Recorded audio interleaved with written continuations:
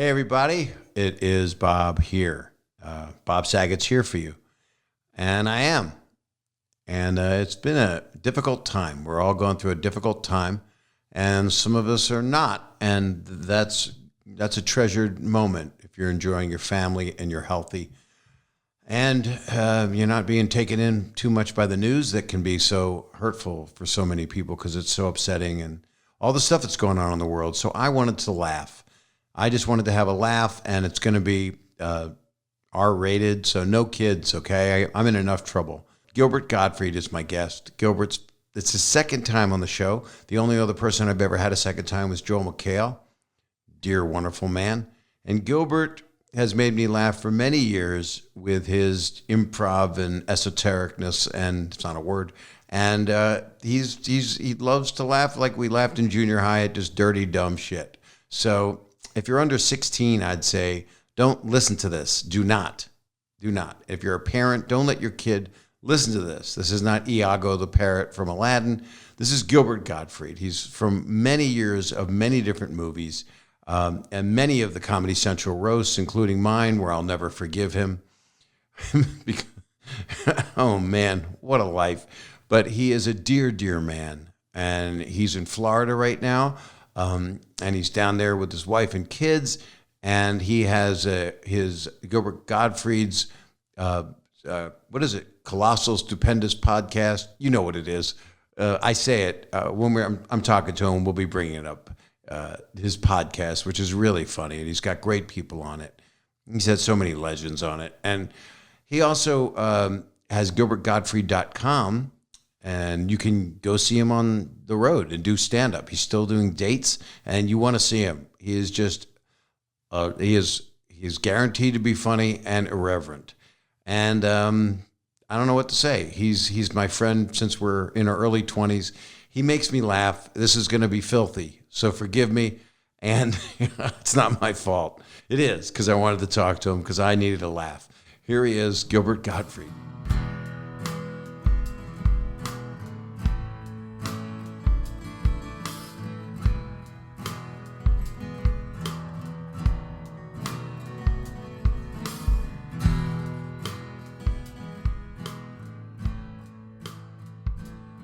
So, Gilbert. Yes. Thank you for coming back. I've only had one other person do a second appearance. That was Joel McHale. Oh, I remember him. He's very popular. He's doing a Yes. movie. You remember a lot of things. Yes. Now, what movie was he in? He's been I remember his TV show. Community, and he was also on The Soup. And he's been doing a bunch of movies. I don't know the name of the one he's shooting right now, but he's doing movie after movie. And you have a lot in common with him. He does a lot of upper body work. Yeah. What's the heaviest thing you've lifted in the past 2 days? Oh, well, here it goes. My penis. Right. That would be the answer. See, right. I figured I wanted to start early. I think so. I want to say again that people under 15 should not listen to this because Gilbert and I are going to have fun. We're going to have fun like we do, and we're not going to say anything reprehensible because we both know that 2021 and 2020 is a different time, and the 14-year-olds today are not. They shouldn't have seen anything we've ever done. Except the family stuff I did. I mean, they should see Aladdin because you're Iago. Is that how you say his name? Iago. And then, of course, I did the family shows I did, and then they don't know that I'm acting. They think that that's what I'm like at home. And of course, all the kids have seen me in my guest appearances on Wings. Yeah, all the kids saw that. Yeah. What is it with you and birds? You always have wings. Yes. You were in my movie, Farce of the Penguins. Yes. A movie made of stock footage, and you had good dialogue with Sam Jackson. Samuel Jackson narrated it. Yeah. And so the original one was Morgan Freeman, right? Right. And then we did the parody Farce of the Penguins. And it was actually did very well in Australia and New Zealand in theaters. And then the rest of the place, it was a huge DVD hit because this is a long time ago. Yeah. And you were screaming, "I'm freezing my nuts off." That's right. And you had an and it was just stock footage of penguins. So you really didn't spend a hell of a lot on Actually, that. it cost a lot of money to get that stock footage. You'd be shocked. Really? Totally. So, Gilbert, catch everybody up. A lot of people, a huge amount of people love you. You're one of the funnier people. Kelly and I, my wife, we had to watch some movies. We didn't know we were out of things to binge, and we watched, I don't know why, all the Sharknado movies. I think there's 6, and you're in 2 or 3 of them. I think 3. I think so too. Yes. And then what did you say your biggest line? I mean, you should say it. It's very popular. Oh, okay. There's one. There's one. I think it's supposed to be. I'm in Africa, and I go. It's a safari-nado. That's one of them. Right. And then there's the other one. I'm in Texas, I think. Yeah, we filmed my scene in Central Park when I was supposed to be in Texas. Because, Central Park and Texas are identical. Sometimes when you're in Central Park, you go, how did I wind up in Texas? And now, there was another line you yelled out. It was what was the other one? Odd. Safari-nado. It was there was another NATO that was very funny. Yeah. Did you see the movie? Did you go to the premiere? No. Did they have one? I doubt it. I think most of the money was right up on the screen. Yes. And it's also with the Sharknado movies, it was like I was starting to give them my measurements, and they said, no, just whatever clothes you got. Just wear. I mean, they weren't spending, they weren't going to buy you like a paper cap. It doesn't matter. You were trying to get a jacket out of it, at least a sport coat. Yes. And with the Sharknado movies, it's like, they're pretty much saying, do you have a movie camera, your own movie camera you could bring with you? Do they pay you? Is it SAG scale? You don't have to tell me how much. It's as low as it could be. Mm-hmm. Yeah, as low as they could legally get away with. And what made you say yes? Was it the script?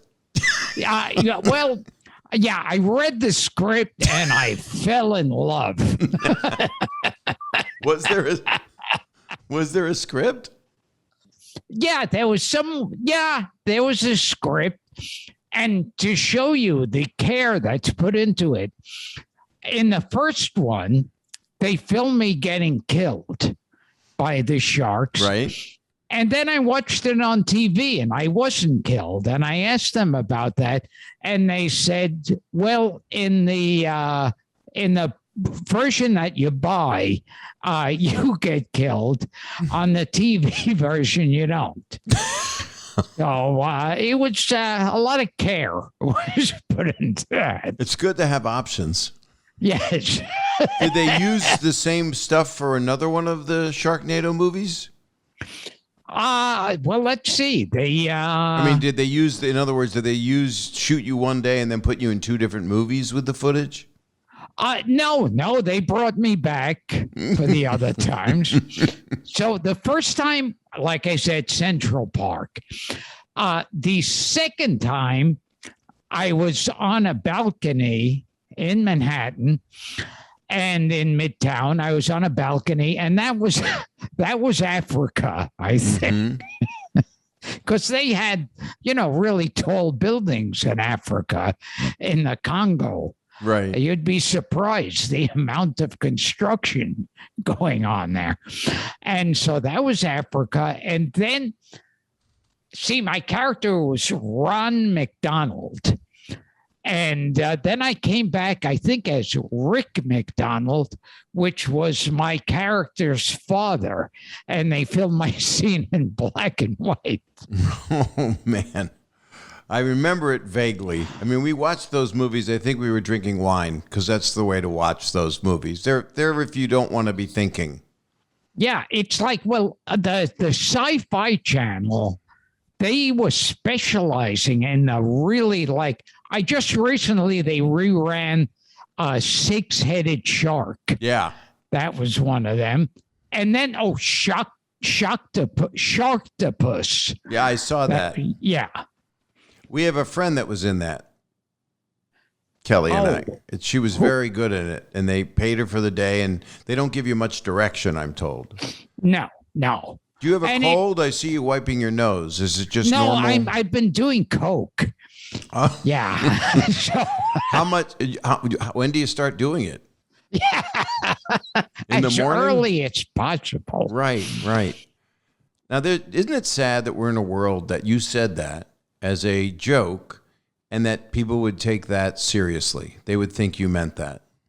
Yeah, it's like the reasoning is, well, he's a comedian. He wouldn't be joking. Right. That's like, the reasoning. Why would a comedian doesn't joke around?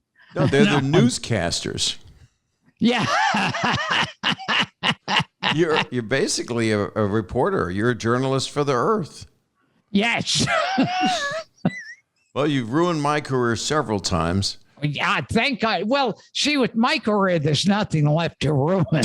So I have to now go after other people's careers. So you want to bring them down to your level? Yes. I'm already 1.5 feet shorter since I've known you. Now, I understand. I see there's a bed there. I know that you're not planning to do anything. You're in a gym of sorts. I am at my in-laws' house, and I guess they work out with, well, I guess they work out with it. It's not like as opposed to, oh, no, a lot of people just buy athletic equipment because it looks so good. Just, yeah. So I wouldn't try either one of those things. No, they look like things you just sit on and maybe move your legs. Yes. One of them's a bicycle, exercise bicycle. Oh, okay. That's in the middle. That's behind your head. I see. Yes. The thing on the left looks like something that would be in a pool.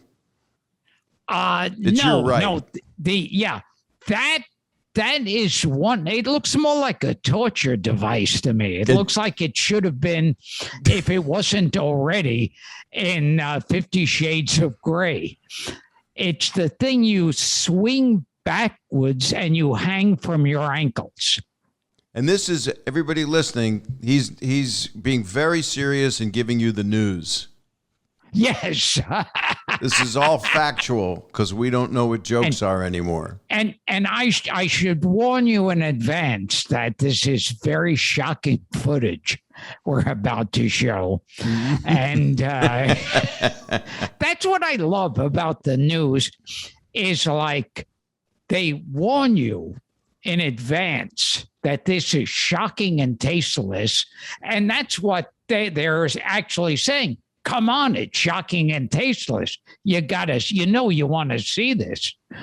Well, recently, with all the hellish things that we're watching, they're not even saying this is hard to watch. Usually they would say this contains graphic content, and they haven't been putting that up there, and they've been showing deaths. And it's, I think, unforgivable what they've been doing. I mean, all of the dirty jokes with the word fuck in them mean nothing compared to you turn on the news and at 4:00 your kid is watching someone die. Yes. Without telling anybody. I mean, they should at least tell you, Gilbert. Yes. Being the newscaster that you are. Yes, I give the truth. It's true. And I've been to Texas and Africa, and Central I've been Park attacked by flying sharks. I remember on September 11th, the news had like footage that a guy had shot on his cell phone. Yeah. Of the the plane hitting the second tower. Right. And, so you see that, it's very grainy footage of a plane crashing in. And it's one of those things I try to erase from my mind. Yeah. It's like a guy in the crowd goes, "Oh, fuck." And when they got back to the news, the newscaster, he goes, we really have to apologize. We put that on in a hurry without watching it first, and we apologize for the obscenity. That's the insanity. That's the insanity. We don't apologize for showing graphic content that should have really been under lock and key, or at least disclaimered for a while before they show it. Yeah, it's like you just watched 3,000 people murdered. Yeah. But the obscenity is that guy saying fuck. That's the world we're in right now. That's the world. Or if you make a joke about something or someone else slanders you and makes something up, people will believe any terrible, horrible, disgusting person on YouTube that comes out with some campaign against you. They can do anything they want, and idiots believe it. It's really, really sad. Well, it's like you're going to go with the better story. It's like if you're in the news business and want to sell tickets, commercials. Yes, you go with the better story. If you say, this guy, this guy fucks animals, and which in my case is true. No, because you have a lovely wife, and I don't think you would do that to her. You wouldn't cheat on her with an armadillo. Well, an armadillo is an attractive creature. No, it's hard-shelled. What animals? Yeah. What animals are you attracted to?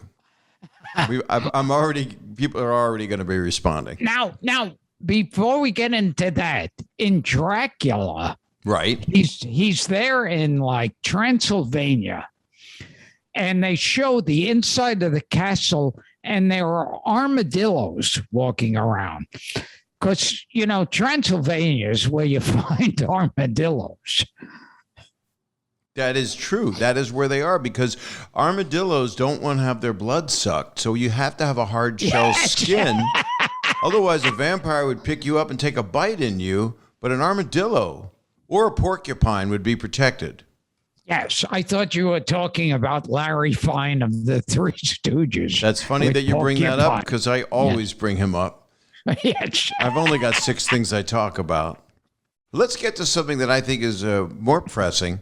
That you are, do you have a cold or do you have allergies? That's what's going on? Allergies. Yeah. My nose runs like crazy. Well, why don't you catch it? Thank you. I've turned into Maury Amsterdam. Yeah. How do you make time fly? Yeah. That's right. So your children are well. Yeah. Maury Amsterdam used to do this running bit where he goes, "Last night I was having dinner. You were?" "Yes." That was really what he did? He would do that. He'd talk to himself like that. And he goes, "I've been married for 20 years. You were?" "Yes." That's funny. I've actually done that before, and I wasn't channeling his greatness. I used to laugh at him a lot. He was great on the Dick Van Dyke Show. He was very funny. And I think he did like a lot of the writing for that, I think, too. Was he a writer? I guess so. Or it sounds like he might have been. I don't remember. He was. I remember them saying he was a really good businessman. Right. The show's creator, Carl Reiner, based the character on his old friend Mel Brooks, with whom he worked on the writing staff of Your Show of Shows. Buddy was also one of the rare overtly Jewish characters on TV in that era, with one episode revolving around his belated decision to have a bar mitzvah.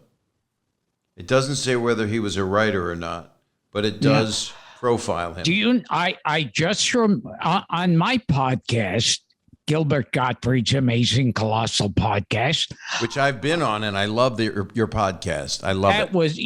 It was a lot of fun having you on there. And but on my podcast, we interviewed Dick Van Dyke, and one of the greatest compliments I've ever gotten, Dick Van Dyke said to me, he said, "You would have made a good buddy on the show." That's true. You would have. I think you and Maury Amsterdam shared a very soothing voice. Oh, he was Maury Amsterdam was in it was a movie, I think it was a Roger Corman, and it was based on a real life gangster from like the 30s. I forget which one it was, and it was Charles Bronson. Wow. So Charles Bronson and Maury Amsterdam. And that's kind of like Marlon Brando and Wally Cox. Unlikely friends. Well, Charles Bronson and Jack Klugman were roommates. Talk about the Odd Couple. They were roommates. Must have been a lot of laughs in that house. Oh, yeah. Who's more disgruntled that day? So, Gilbert, what's been going on now? You've been out, you've been doing some performing, even though there's the natural scare that goes around in certain venues and depends on the city and the state. What's your experience been in touring? I've done just recently, I don't know, about 6 or 7 performances. And I know I was up there. And I, you do get rusty if you haven't done it for a while. And I was up there, and I mean, I find it, and it was funny when I got off stage. Everybody was saying how funny it was, and I thought it was, because I didn't even. I mean, I was going, I must have more material than this, and trying to think it up, and then. There was one of those wonderfully terrible TV biographies, just like how they had this Saved by the Bell and Abbott and Costello biographies that TV would do. Right. And they had one about Freddie Prinze. That was called I Can't Hear the Laughter. Right. Which I always thought was a really tacky title. But then I thought it was a good one, though, because it is what happens in your mind when you are in another zone and you're gone. Yes. When I was on stage, I remember thinking, this is what the title meant. Because I wasn't hearing laughs. And everybody told me afterwards, they said, no, they were great big laughs. Well, were you on drugs? Always. Were there people there? Is it possible there was no one there? They were like mannequins from Gimbals. Test dummies came to see you. Yes. So let me ask you, what happened? Were you going through a mental time? Was that a difficult time? No, that was when after with the COVID, I hadn't performed in God knows how long. I see what you're saying. You're talking about you finally understood what it meant now after. Yeah. And when I was on stage 2, I was thinking, is this really what I do for a living? It was like, it's so strange. I've been going back hard. I've had to go and tour, and I want to do a new special, so I'm working very hard to that end. And you know how long that takes to want to do that. It's to come up with a new hour and a half, or whatever I'm working on. It's a lot. And I'm more invigorated to do it. It's just, you're out there and people, where do you go where it's safe for people to go? And that's up to every individual place that you go. Where did you perform at last? The last one, oh God, Don't call me that. You can just say Bob. Okay, I'll call you Jesus. That's really going to help. Yes. You and I, with single-handedly, we can just chip away and just by the end of the podcast be completely canceled if we wanted. Yes. And bring back the good old days that weren't good old days because we were just trying to get laughs from what made people laugh then. And it ain't what makes people laugh now, except some people. But I'm so tired of, I just want to entertain people. And that's all you want to do. You make people laugh. Do you find yourself going more wicked now and tee it up and tell them you're going to say something that might not be appropriate? Do you do that, or have you changed? Yeah, I do it anyway. It's like I always say, I think twice and then I do it anyway. That's like walking in front of a bus. Yes. So where did you perform? Was it a club? I think my first show back was at Caroline's in New York.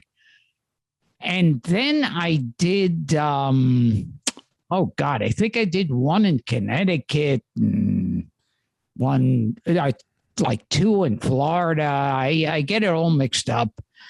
It's good not to know where you are or be able to hear the laughter. Yes. Why do you think it is that we say something that is maybe the worst thing that we could possibly say?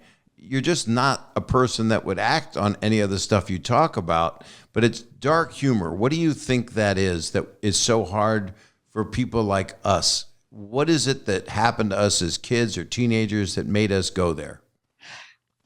It's weird. I mean, with me, I always found like if someone told me don't do that, then you feel like, oh, I got to do that now because they said don't.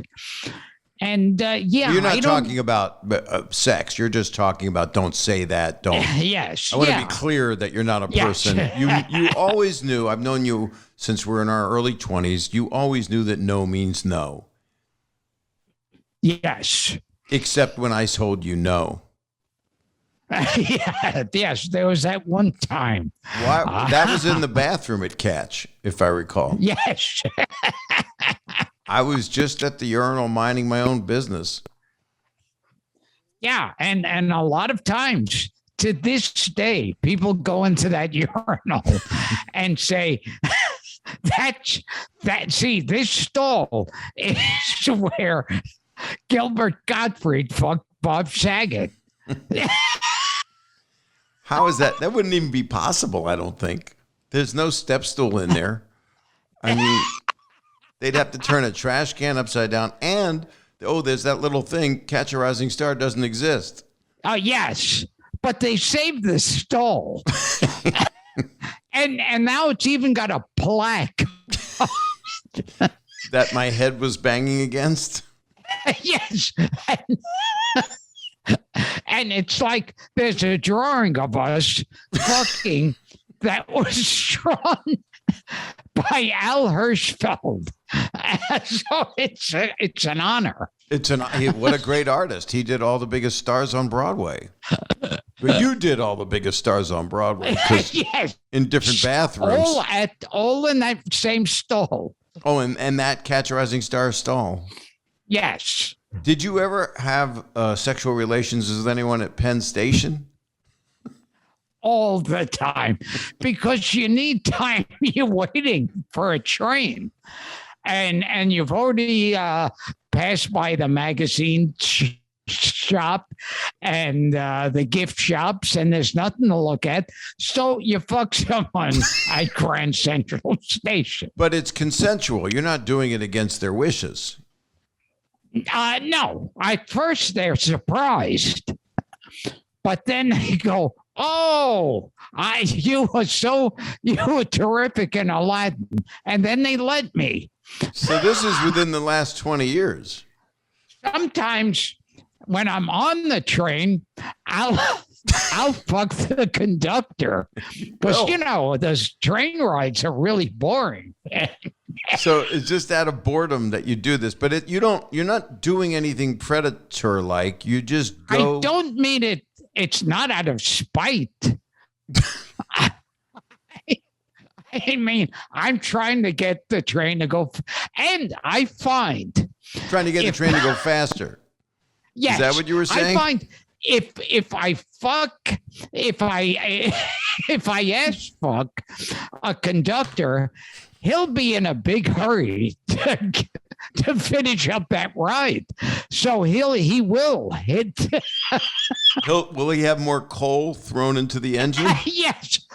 Buster Keaton will be shoveling coal. Now, some people that are listening in this new world we're in would find our conversation right now, which I knew it was going to go off the rails. Yes. I didn't know it would be on a train on the rails, but I just want to be clear that you have to tell people now that you didn't actually do these things. Yes, it's amazing. So how do we find it? Why did we find it funny? Is it because of boredom, or is it because everything is so upsetting we turn to that kind of humor because within the comedian's realm, some of us are just have a sick bastard sense of humor? I always thought it's funny when, now anything you say, you have to apologize to the world afterwards. You want to apologize right now? Do you have to? Yeah, they always have to. You always have to apologize. And I feel like when you make a bad taste joke, I feel like the apology is already in it because you're laughing because it's a bad taste joke. But it requires someone to understand levels and understand comedy. And maybe we have a whole new generation of people going, that's not a joke anymore. In 2021, that's not a joke. And in my lifetime, now that I've come out and been able to speak my voice, that's never going to make me laugh. Your disgusting sense of humor. But I don't know what makes them laugh because they're so angry. So even if I tried to be nice, or even if I had never done the sick humor that I had done, which was the opposite of what I would ever do. Same with you. I mean, you never meant any malice toward anyone. Except the train conductor. Yes. Well, I did send him flowers. Oh, you did? After we got to the station. I said, wait here. And I ran to the nearest flower shop and gave him. And did he put it in the front of the train? Did he keep it there with him? And so he couldn't see where the train was going. Oh, my God. And that caused a horrible train crash. But no one was hurt. Thank God. What did the train crash into? I mean, from the flowers, he had no vision? It was going over, it went over a bridge and fell. Oh, it fell off the bridge? It fell off the bridge. Right. To the bottom of the ocean. Yeah. Where there were sharks. Like a train-nado? Yes, there was a train-nado.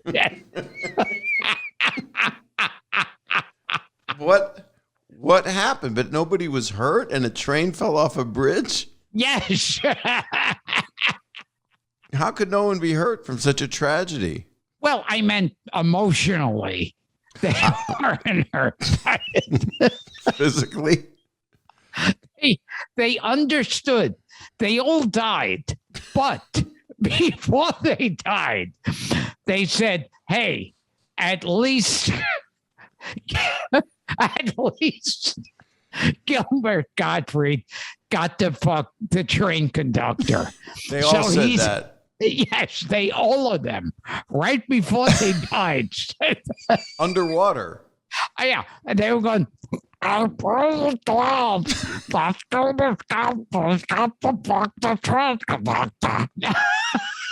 Daffy Duck gargling. Yes. On dying on water and drinking water.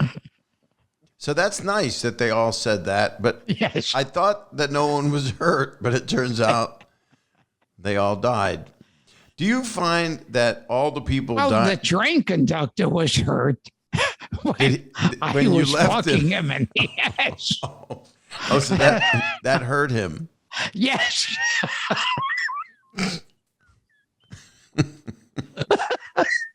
See, this is what people will say. Why are they doing this? This comedy is wrong. And yet there's a lot of people that go, this is the comedy I want to hear. I'm 35, I'm 50. I want to hear absurd shit that just takes my mind off it and let it be dirty because I don't really care. It's just words.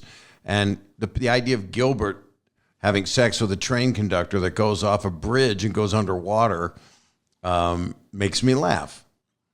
You know what? I remember when Michael Richards got in trouble, and the owner of the club came out publicly and said, well, if that word is ever said in this club again, I'm docking the comics pay. Right.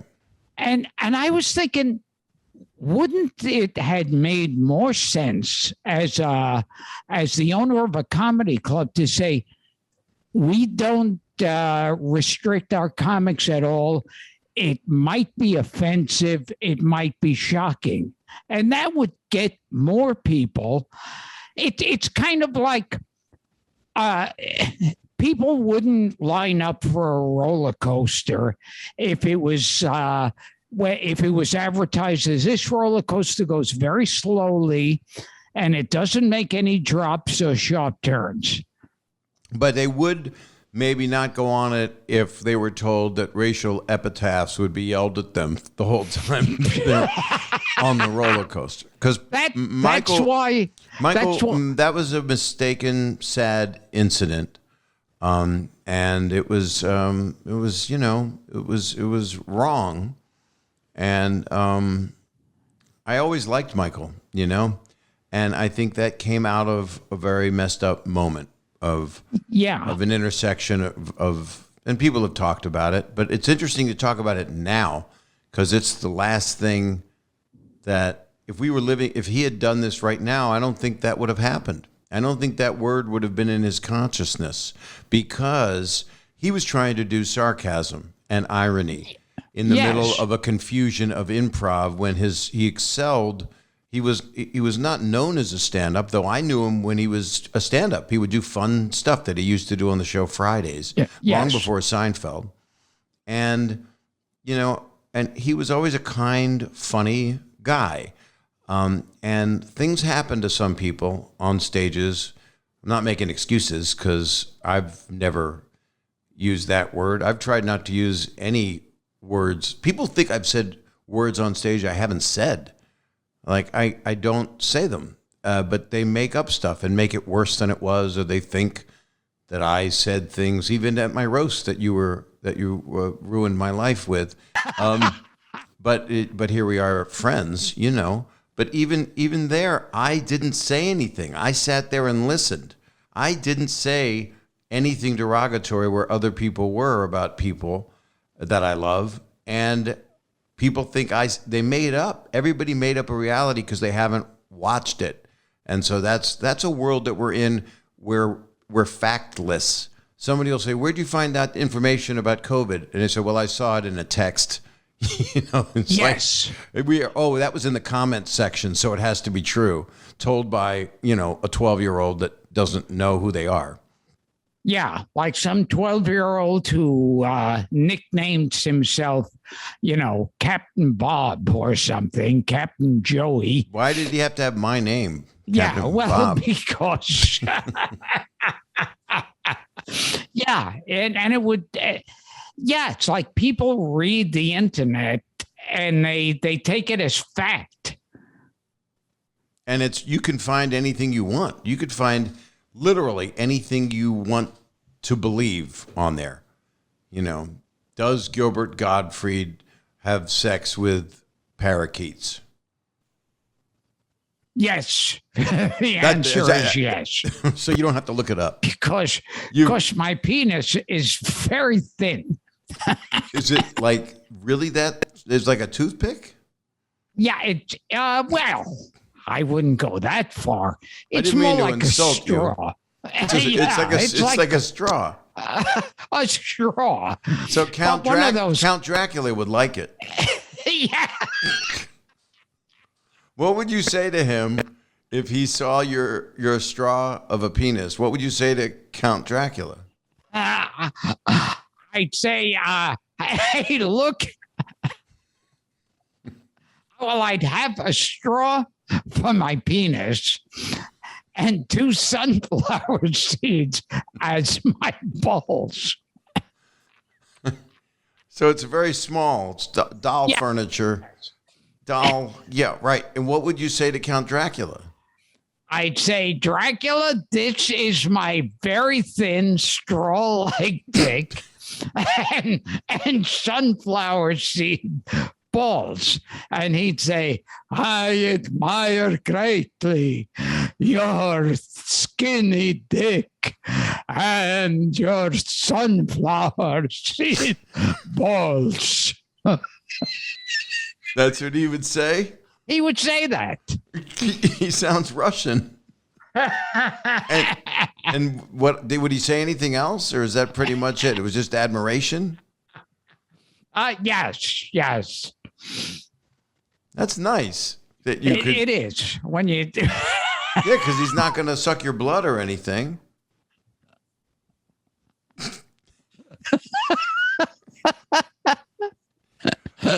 So, how did it feel to get back up on stage now that you've done it a few times? Very still I feel weird, and still I need people afterwards saying that I did well, because I'm still, I'm like, it's weird. I mean, because before I would go on the road like every week. I do a club someplace. Yeah. And now it's like, did you miss not performing? I found out, and that's what this reset's about, that I missed it more than I ever thought I would. I never thought I would miss it this much. And the reason is I started to come up with new things I wanted to talk about, and it became voluminous in my head how much stuff I wanted to talk about, my experiences, what I've learned during this time. And so I kind of have changed. I've kind of been more thoughtful. I still do what I do. I'm not a PG show. I can't bring 15-year-olds to it. They could hear it. It's not bad for them. As my earlier specials, which contained stuff, back in the day, that my stand-up was just different. We were different. It was a different time, But I love it. I mean, have you thought of new stuff to do? Oh, God. For me, new stuff would be like, so how many of you watch Bonanza? So you're not picking out fresh gems. I did something a few months back, because I had done it before. Paul Provenza produced it, and so I asked him to work on this one, and it was a show called The Set List, where they just give you like 2-3 words, and you have to change it into a bit immediately. Mm-hmm. And I remember I liked that because I felt like it woke me up. Right. It's that new. And Paul Provenza, if anyone doesn't know, he was one of the directors with Penn Jillette on The Aristocrats. Yes. A movie that, again, would not get made today. No. And you were involved in that in a very consequential way. Boy, I'll tell you, there's so much I want to talk to you about that's unrelated to all of the upsetting things. I'd rather hear about your straw-sized penis and your sunflower seed balls. I think your mail is turned on. Is that possible? My what? Mail, M-A-I-L, not your M-A-L-E. Mail, mail. Your email. Your email is turned on because I keep hearing dings. Oh, geez.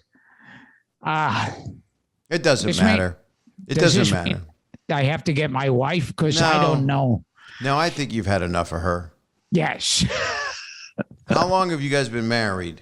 Oh, God, a while. Jeez. Did she marry you for the Sharknado money? Yes. Yeah. Gilbert, I got married 3 years ago, and I have a wonderful wife. Your wife's an angel.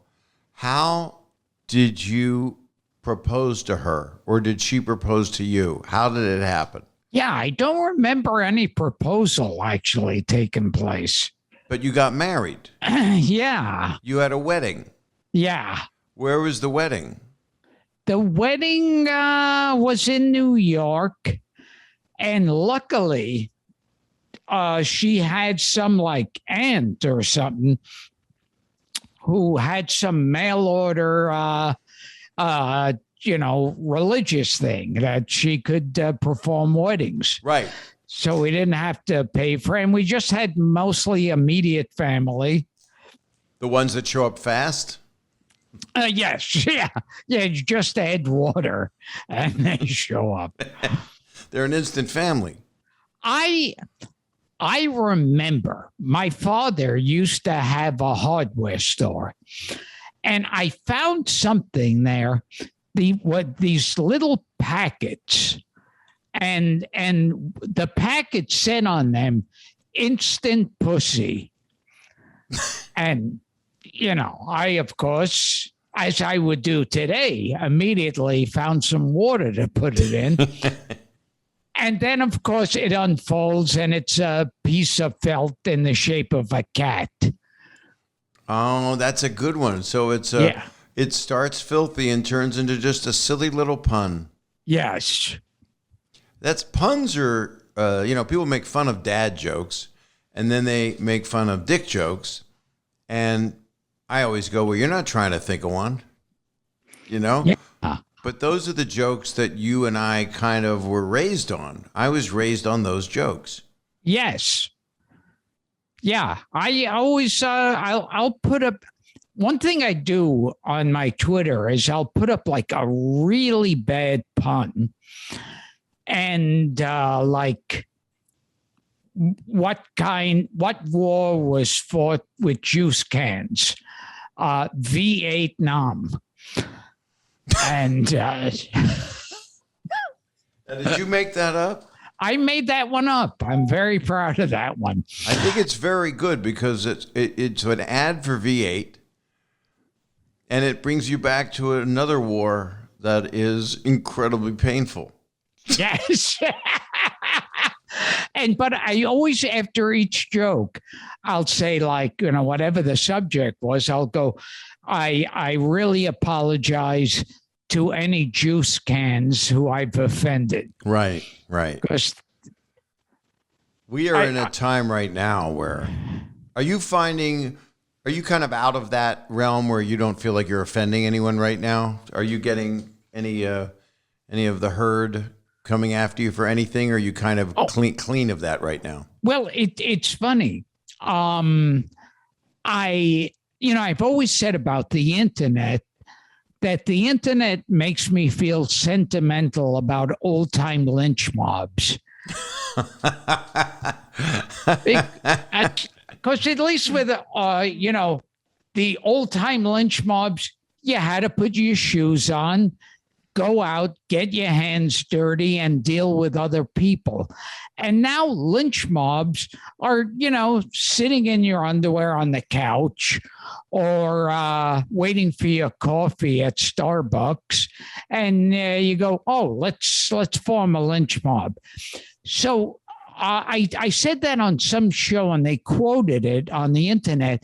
And I got like a bunch all at once of, that's so viciously racist, what he said. And I didn't think of it as racist. I think of the Frankenstein monster and everybody's with torches to kill him. Yeah. That's where my mind goes. Yeah. And it's like what was funny about it when they started getting angry, it lasted like about 2 days. And what I find is it's kind of like how they'll say in advertising, they would have those things like, let's run it up the flagpole and see who salutes it, or throw it against the wall and see if it sticks. And in show business, they would say, see if it has legs. Right. And I saw with that one, it lasted 2-3 days and then didn't go on. And it was almost like that. It was like, not really catching any heat with this one. We better get something else to get offended about. Right. Yeah, people. It's really weird. I'm very sensitive, so I get hurt, and I know you are too. In the past with tweets, and I've gotten in trouble a few times, and I'm always feeling bad that I upset people or I was taken in a way that they don't realize I was kind of making fun of people that actually think that way. But that doesn't transfer. It's really, you got to be educated and smart about it. And that's why I look at certain people like Steve Martin and just people that I adore and love and look up to, and how he tweets. It's just, you don't ruffle feathers purposely, but sometimes we do that sometimes. So Gilbert, you have you been scared of the COVID? What have you done? What have you gone through? Yeah, well, it's beyond me, these people who don't want to get vaccinated. I remember when they were first talking that they were working on a vaccine, I kept thinking, when are they going to finally get it? I mean, hurry up. I mean, I was really like that. And there were some people who said to me that when the vaccine does come out, they're going to wait to see if it's safe. And I thought, I don't want to wait. I don't want, if it's totally unproven, I want the vaccine. So I got the 2. And then I even just recently got a booster. To sit on, to make you higher at the table? Yes. Well, at Denny's? Sit on. How was the booster shot? Did you feel sick after that? I was amazed, and I feel really lucky that none of the shots I had any reaction to. That's really, really great. I got sick after the second shot, but I expected it, so I didn't mind it. I mean, it's a new thing that's, as you would know, entering your body. Who's the person that you've met that you've been most excited?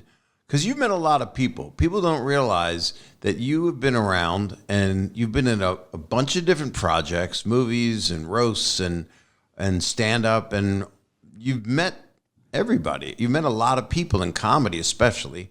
Is there anyone that was like extremely exciting for you? Well, I remember I met Jerry Lewis a couple of times. Right. And that was one of those, because I figured, when I was a kid, there was nothing I liked more than a Jerry Lewis movie coming on. Right. And there's been a few. I one time did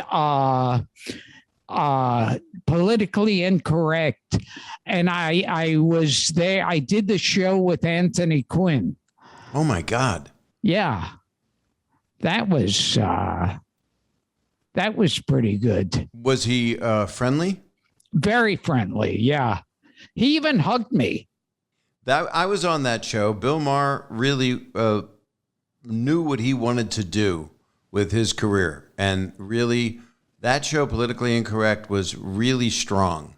I used to enjoy being on it, and we were there to be the comedy fodder. Do with that whatever you want. And then,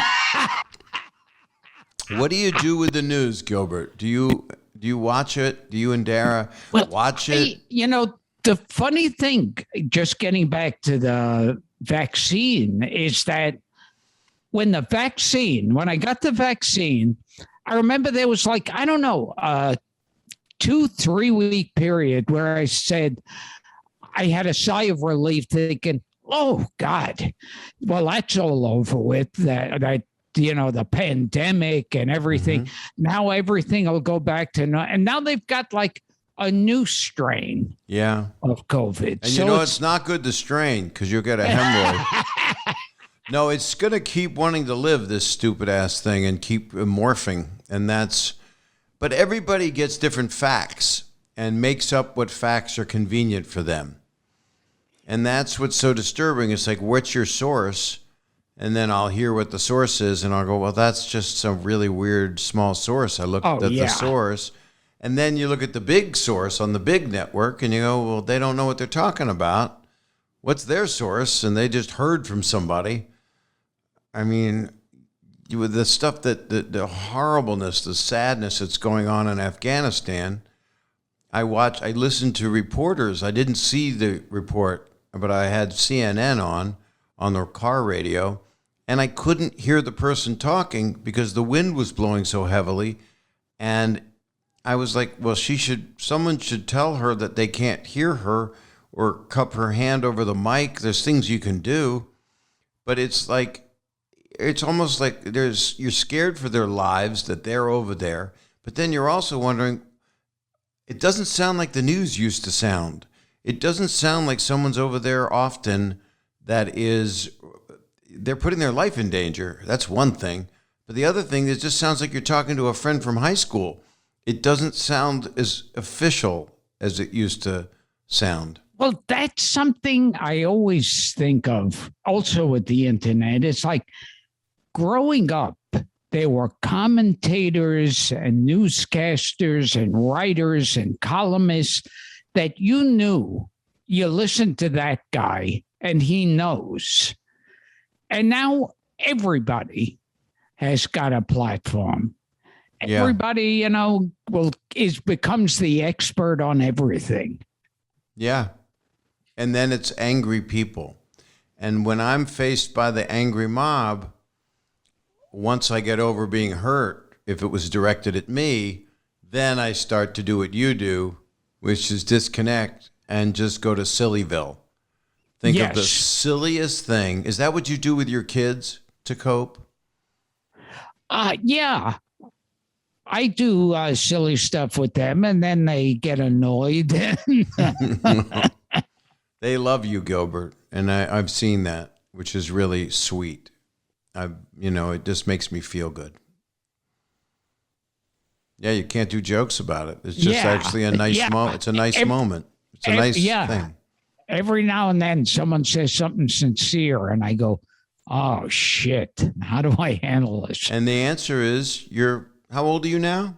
Oh, God, I'm old. How old? I'm 65. Oh, I got 1 year up on you. There you go. Yeah. So you're always going to go up on me because you're smaller. But at 66, you grow up. Even you do, especially with kids. Yeah, it's like I go up on you, and that's why whenever I stop by your house, I bring a booster seat. Right. And you dress up as a 1930s train conductor. Can I tell you, since you did that, I have 14 of those outfits. Because I go up and down in weight, and I just don't. Even my head changes size. So I want to have the right hat, And what's always good is I want the back of the hat to look good because that's what you're going to see.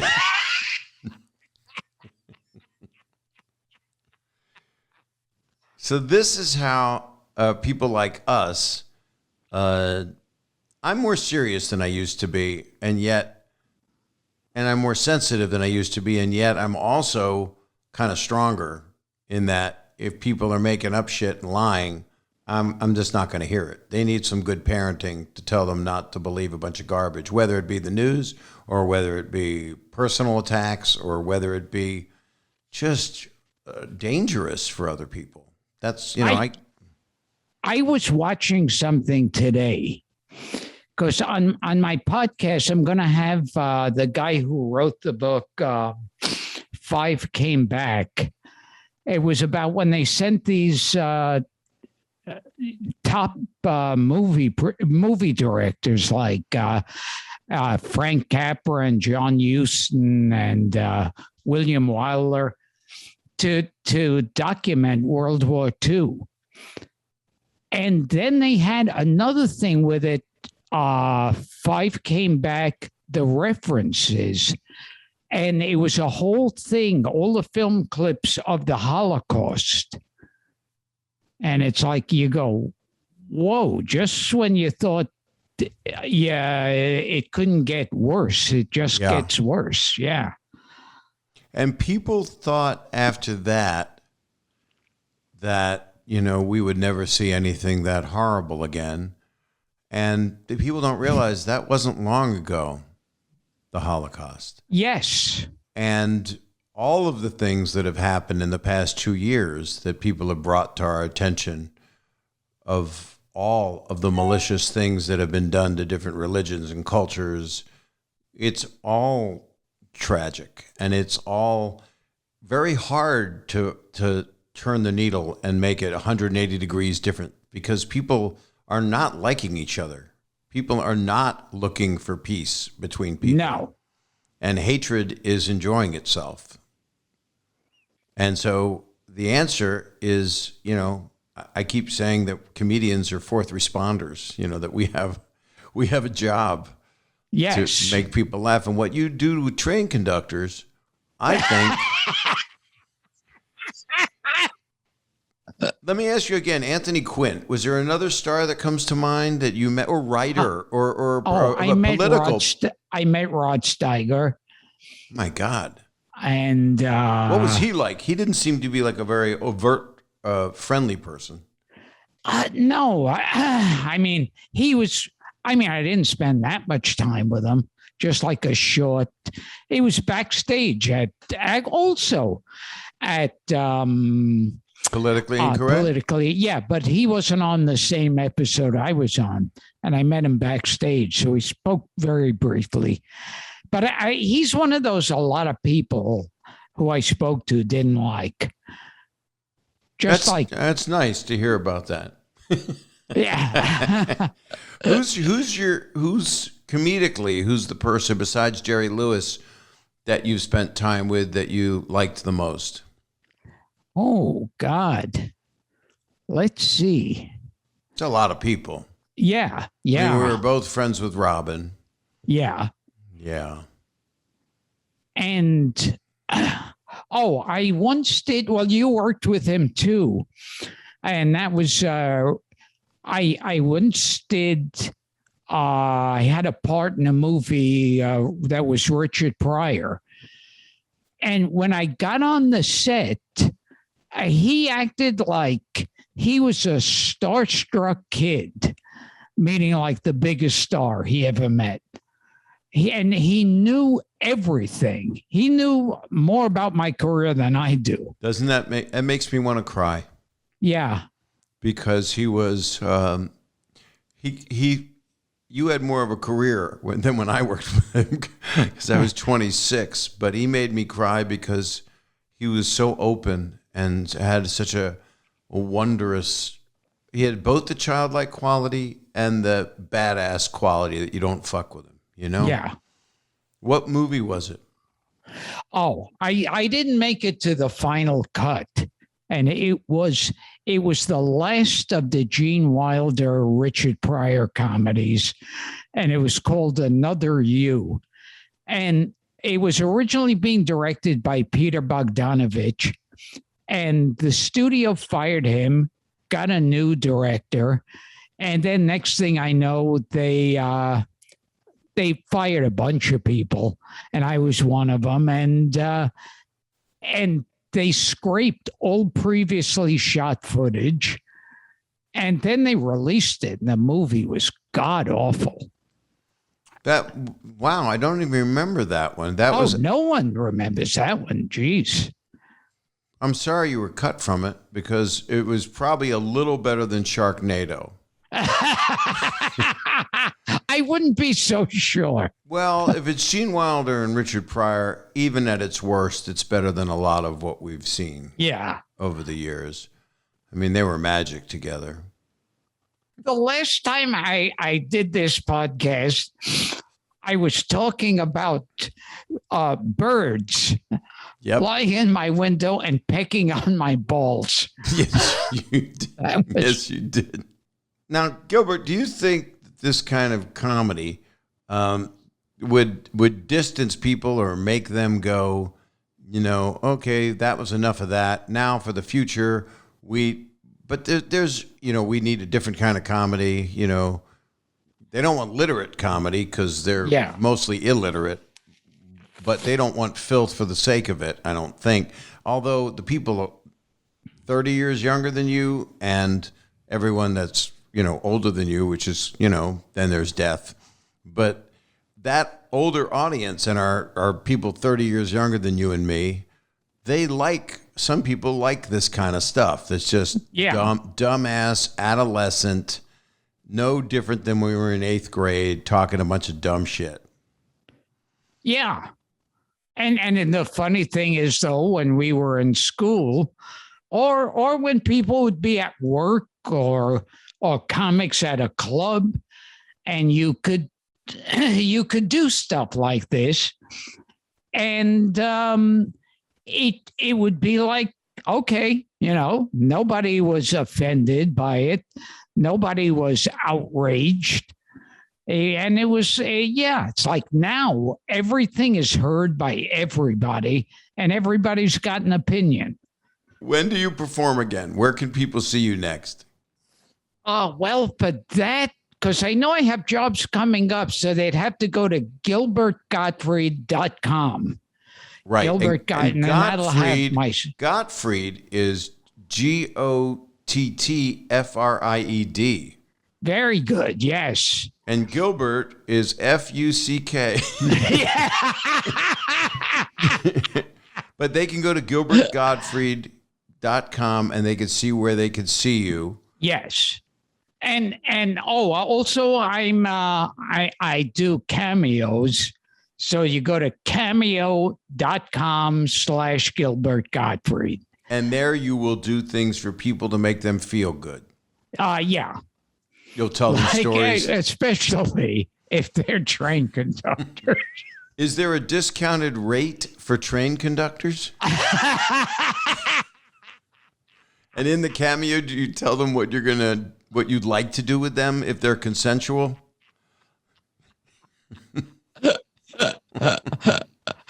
Tell them that you just want to hear them go, woo, woo. Yes. Yeah. Cameo.com/Gilbert Gottfried and my podcast. That's what I want to talk about. Is that going all the time? Yeah. And it gets more and more tricky to do it. Sometimes it's in people's houses. They're doing it from their house. And right. And I mean, I don't know how to do it. My wife figures out most of it. I don't know a thing about how to do it, how to set up the mics or what this thing's on, that thing's off. Yeah. Have you ever been good at that kind of stuff or not really? No, never good at that. Never good at anything that I could use in life. Well, stand-up you can use in life. It's a career. Yes, yeah. Did you used to bring an actual cassette recorder with you up on stage like the big ones? Do you know, I tried that a handful of times because I heard other comics did it. Right. And I don't know, I discontinued it. I did it like maybe 5 times, if that many. I did it recently. I performed and I recorded, I was doing 4 shows in a weekend. Last Friday, I recorded the first show and I found it. Those first shows back, you kind of say everything you've been wanting to say. And then my other shows, I kind of figure out, because I'm really working on a new, whatever length of time it is.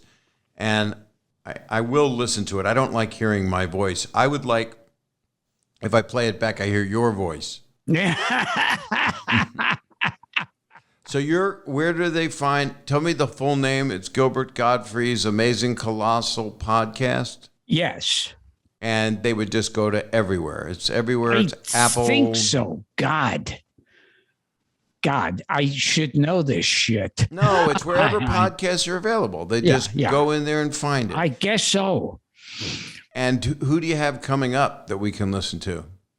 You told me. You just told me you have someone. Yeah. Right. Very. But it's funny. Previously on the show, some months back, over a year, we had Carl Reiner on. So that was one of those. Yeah. Was he in New York or was it a Zoom? It was a Zoom. Yeah. What a gift that you got to have him. Yeah, him, Dick Van Dyke. Neil Sedaka. Wow. I was in a room with him, and we had a keyboard, and he sang my Yiddish Mama in Yiddish. Oh, you must have loved that. Absolutely. I was frozen sitting there. Wow. Are you Jewish?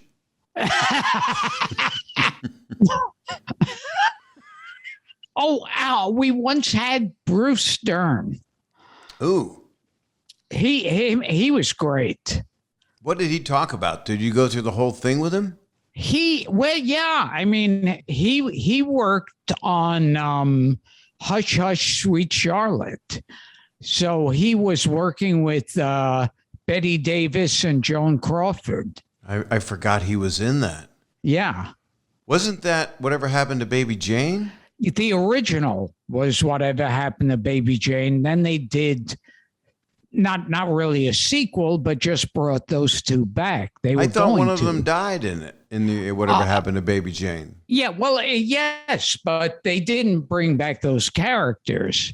They just brought back Betty Davis and Joan Crawford. And then I guess Betty Davis was part producer, and she fired Joan Crawford. And then they got Olivia de Havilland. Wow. That's crazy. But he was also he was in Coming Home. He was in such important movies. I remember Silent Running. I mean, Bruce Dern is a piece of American movie making. Yeah. Who would you, if you weren't with Dara, who would be the most, who would you want the most to be your life partner? You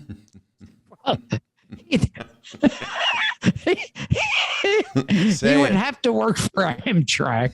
Right. Is that what you're going to dream of tonight? Yes.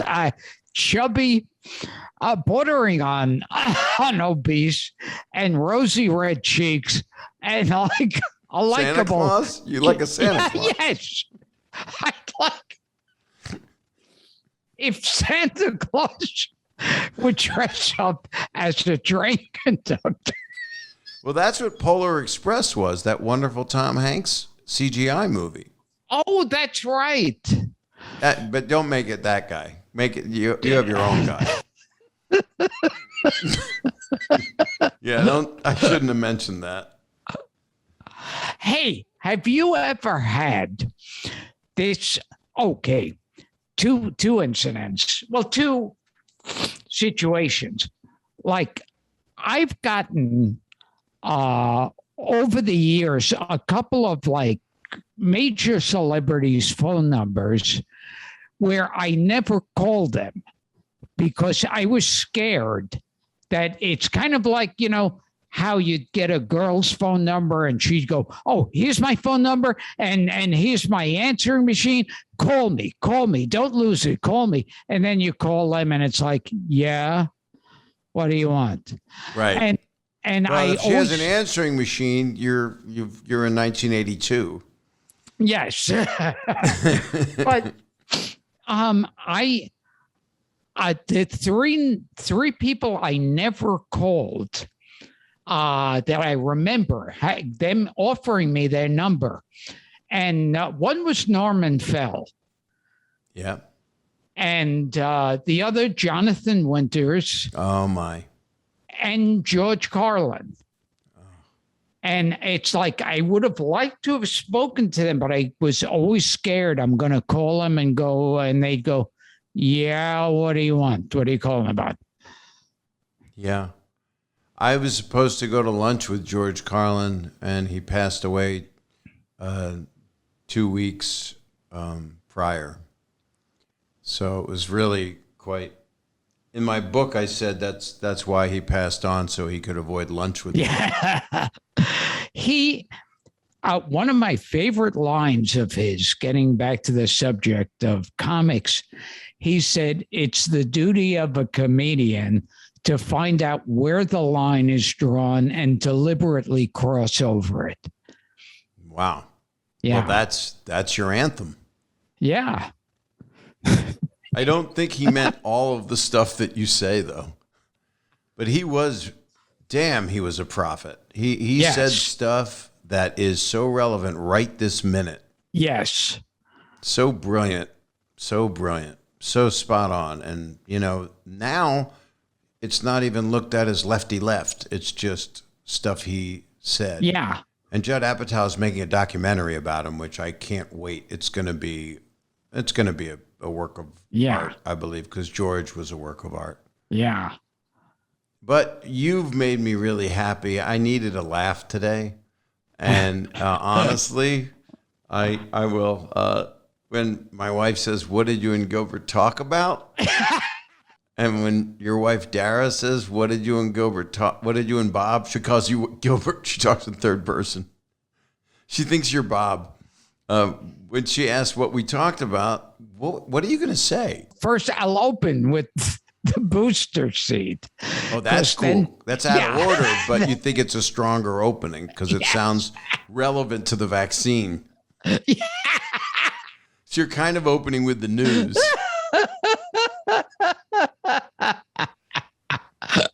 Well, Gilbert, I love you very much. You don't have to tell me back. I know you. Oh, thank you for not saying. Yeah, you don't have to say it back. Yeah.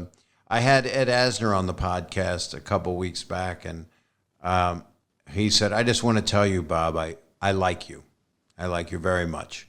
And I said, "Ed, I would tell you that I love you, but," and he went, No, you're not going to do that. It was I don't know verbatim how it went, but it was definitely not someone that wanted to be able to say it.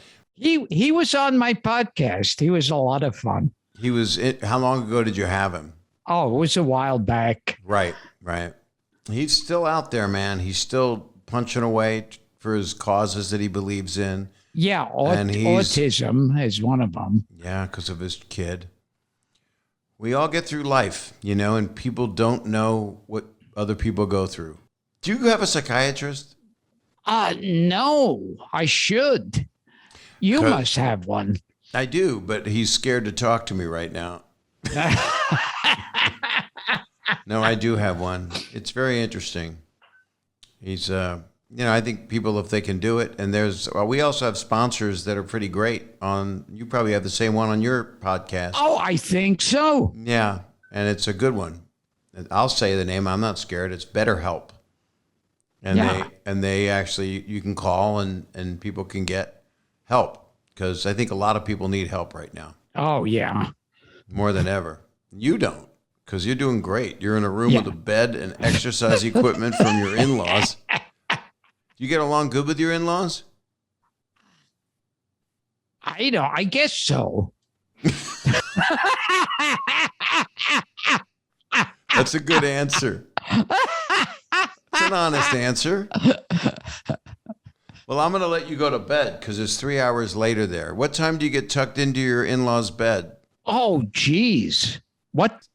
I'm scared. What time is it? It's very, very late. It's 3 a.m. Yes. That's what it feels like. No, it's time for you to go hug your wife and kids and enjoy your night. Oh, that sounds good. Have a good night's sleep tonight. Maybe are your in-laws there in the place with you? Oh, not right now. Oh, because I was going to suggest surprise them this evening. And give my love to Dara, and everybody needs to listen to your amazing, huge, colossal podcast. Yes, and GilbertGottfried.com, and go to cameo.com/Gilbert Gottfried, and he'll do cameos for you and tell you about the train. And there's a discount for Conductors. If you've got white hair and you're kind of jolly, that's his type. So yeah. If he was like that, who was that actor who played Santa Claus in Miracle on 34th Street? It's Edmund Gwenn? Yes. See, he would have been good in the movie version. So let me ask you, honestly, because you mentioned Edmund Gwenn, does this do anything for you? Well, I know what I'll be jerking off to tonight. Maybe he was more like this. When he was thinking it over, should I let him conduct my train? Oh, wait, he doesn't have a conductor's hat, but... Oh, that's even better. It's a bowler. Yeah, because now he looks like a rich man. Let me show you what he looked like young. Oh, there aren't any pictures. Oh, my God. Gilbert, have a good night. Oh, you too. Lots of love, and give your wife a hug for me. She'll know what I mean. Well, there you go. Gilbert Gottfried, more about a train conductor than any of us wanted to hear. And of course, you must understand, please understand, he only laughs and brings up tragedy because it's that horrible. But maybe that is a thing about, I don't know, wryness or satire or irreverence that will be lost now since the world has changed and so many people are hurt and hurting and losing their lives. But this is how he deals with it, and sometimes how I deal with it, but not always. But Gilbert brings me back to that time where you would do those kind of jokes at a roast, and I think those kind of jokes will continue to happen at roasts. But I don't know. Are they going to cancel roasts? I don't know. I think sometimes they're wonderful, and we are in a different world, and I am listening, and I am responsive, and I am not intending to do anything as I move forward with my comedy that hurts people. But I'm sure everybody has already been hurt or will be hurt by things that different comedians do, but I'm never going to go there and do things that hurt anybody. And, I've always copped and owned my stuff. And Gilbert's been through his stuff. A lot of comedians have been through stuff and will continue to be. But I will continue to do comedy. And I'm out on tour. So I hope you check me out. I'm coming to your town. And I'm working on a brand new hour and a half that's really special to me. Much more thoughtful, I think. I don't know. People that know me say that I'm much more mature. And yet I am not. I still do my share of wiener jokes, but it's just to make things a little light and silly. But I'm not as graphic as what you just listened to. So you can check Gilbert out at gilbertgottfried.com. You can check me out at bobsaget.com. I'm on tour, and I am sending all you guys a lot of love. I truly am. And goodness and truth, for God's sakes. If you're not facing the truth, please do, and help us out in life. You know what to do. You rate, review, subscribe. You can do that, and or follow to listen, or you can go to our YouTube page, which is youtube.com/Bob Saget, and catch up on these episodes if you like a good two-shot that's in Zoom. Sending you my best, everybody. Stay well. Take care of yourselves. And I'm sending you nothing but positive stuff and a lot of love. All right. Be well.